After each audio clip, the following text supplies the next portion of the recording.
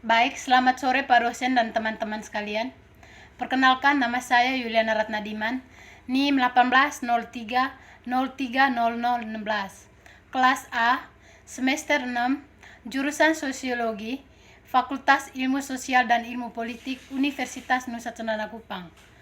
Baik, di sini saya akan menjelaskan makalah Sosiologi Politik, materi bab 4, judulnya Politik Kehidupan Sehari-hari. Baik, seperti yang kita ketahui, menurut saya, politik itu ada di mana saja di lingkungannya yang melibatkan interaksi kita dengan manusia lain. Dan seperti pertanyaan yang diajukan, tentu saja politik mempengaruhi kehidupan setiap orang. Politik ada dimanapun yang mengharuskan seseorang membuka pikirannya dalam merencanakan sesuatu untuk mendapatkan apa yang menjadi kehendaknya. Dalam artian luas, politik bermakna seni dan ilmu untuk meraih kekuasaan secara konstitusional maupun non-konstitusional. Dapat berarti strategi, taktik, tipuan, bahkan hal-hal yang kita anggap kotor untuk dilakukan di lingkungan masyarakat. Baik,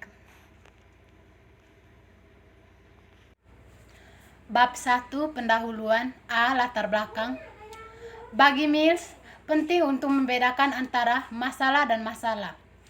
Masalah bersifat pribadi, artinya problematika yang dialami oleh seseorang dan tidak tersebar luas, biasanya hanya pribadi. Orang yang bersangkutan dengan masalah ini umumnya hanya sedikit dan hanya orang-orang tertentu yang mengetahui tentang problematika yang sedang terjadi, seperti orang tua, kerabat, teman dekat, dan sahabat. Tujuannya adalah untuk menunjukkan bagaimana politik memainkan peran penting, lembaga utama ekonomi, pendidikan, dan keluarga dalam aspek kehidupan kita. Yang terkait infrastruktur, perawatan kesehatan, kebebasan sipil, dan hubungan ras dan etnis. Contoh, kami menggambarkan bagaimana politik mempengaruhi kami di kehidupan sehari-hari. Dengan berbagai cara, dalam bab ini kami membahas politik dan ekonomi, termasuk melihat infrastruktur yang mempengaruhi perekonomian dan masyarakat.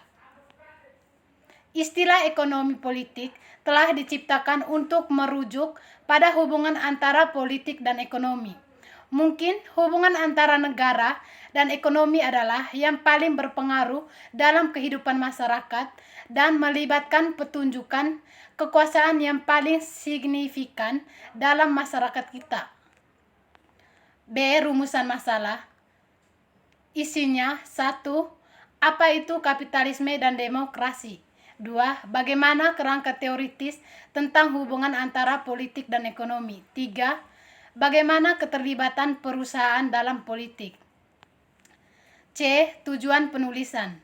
Untuk mengetahui apa itu politik kehidupan sehari-hari, bagaimana kerangka teoritis tentang hubungan antara politik dan ekonomi, dan juga keterlibatan perusahaan dalam politik.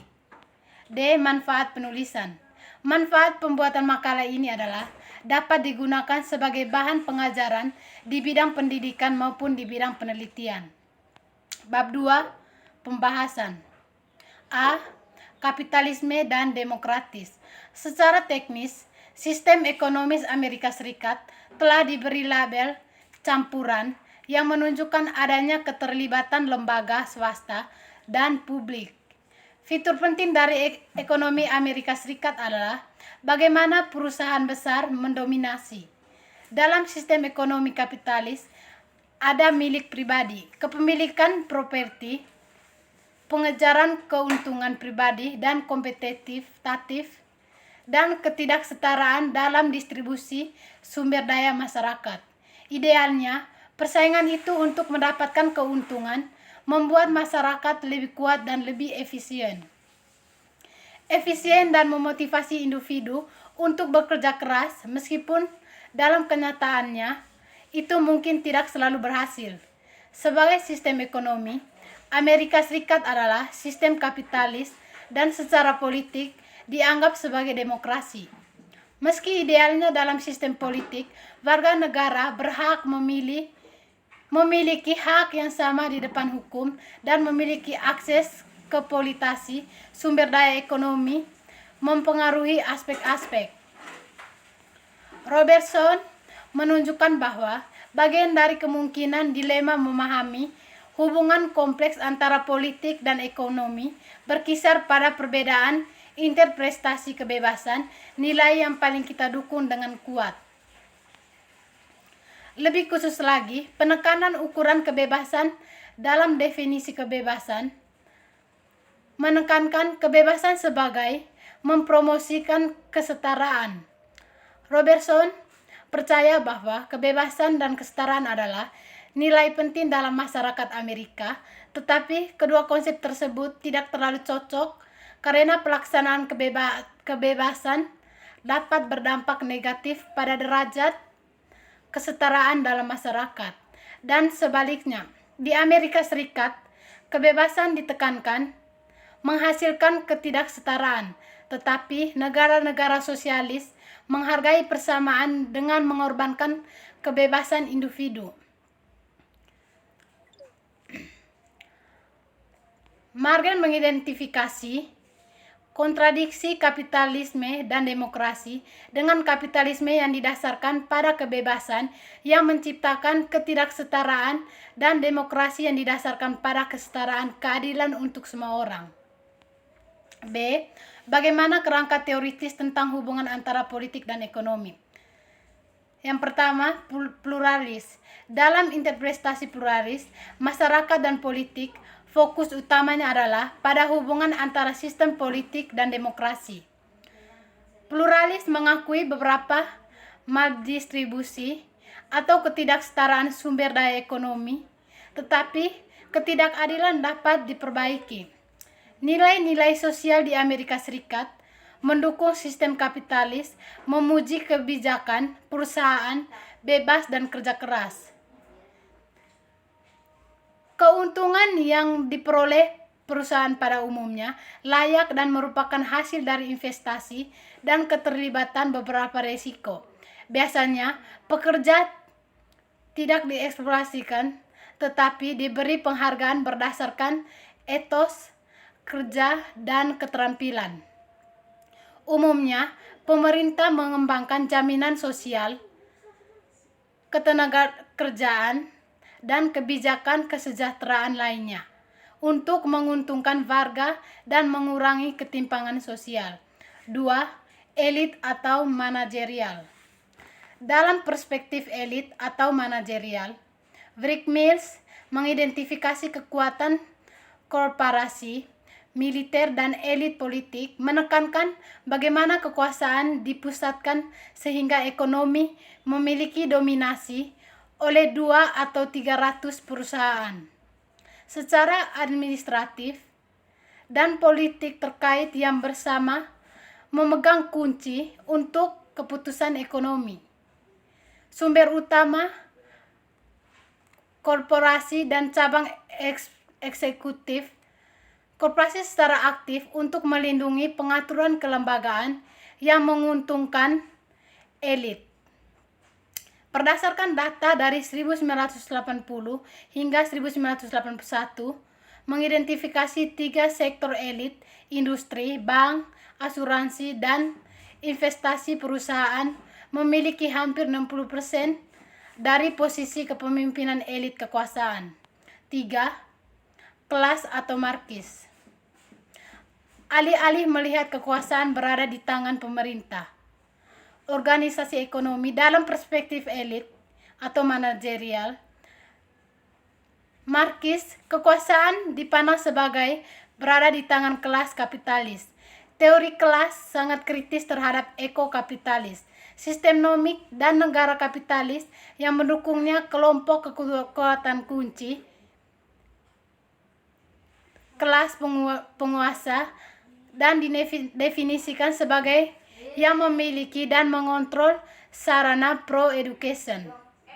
Untuk mendapatkan keuntungan, Kelas penguasa mengeksplorasi kelas pekerja yang hanya memiliki tenaga kerjanya untuk dijual.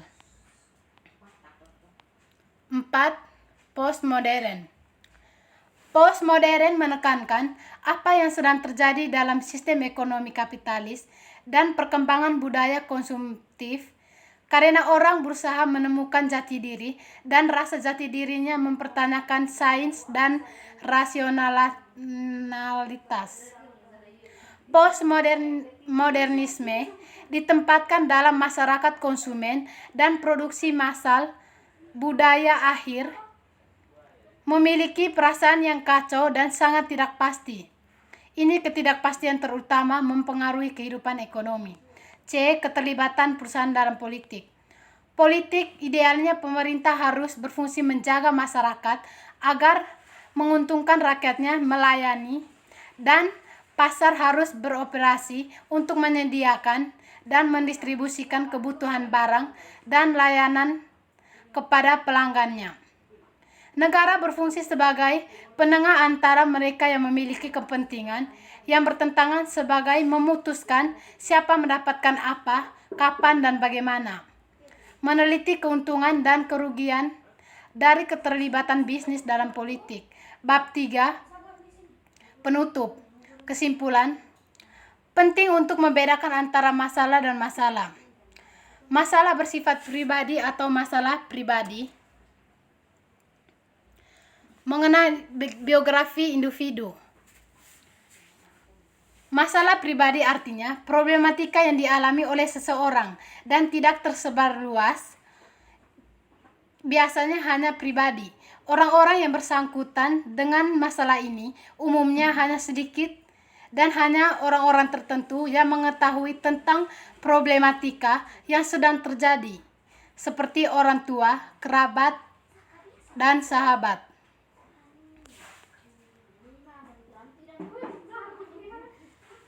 Saran, saya sebagai penulis menyadari bahwa makalah ini banyak sekali kesalahan dan sangat jauh dari kesempurnaan.